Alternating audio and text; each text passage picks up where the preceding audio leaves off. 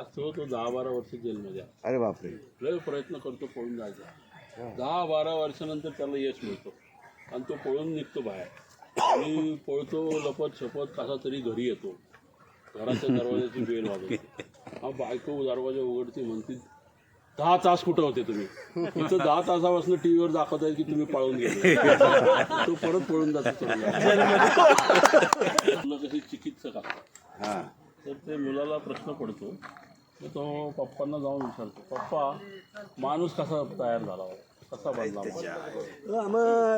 पप्पा म्हणतात, अरे एका माणसाने संशोधन केलं आणि त्याला लक्षात आलं की माणूस हा माकडांपासून तयार. तर त्या पोराला काय पटत नाही. तो म्हणतो हे काय सांगतो, आईला जाऊन विचार. आईला म्हणतो माणूस कसा बनला.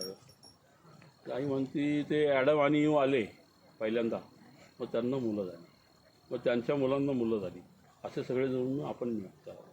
तर तो म्हणतो अगं आई तर म्हणले माकडांपासून तयार झालो. ती म्हणते अरे त्यांनी त्यांच्याकडच्या माणसांचं सांगितलं.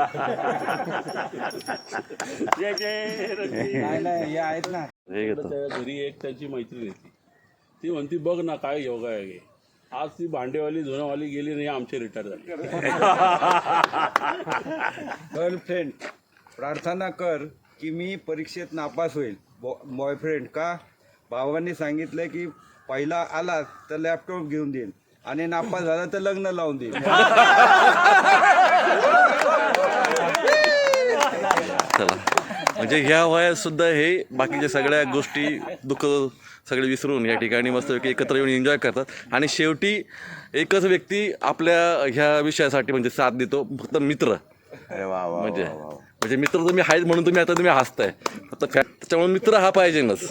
चला आपलं आहे धुणं. चला, जय जय.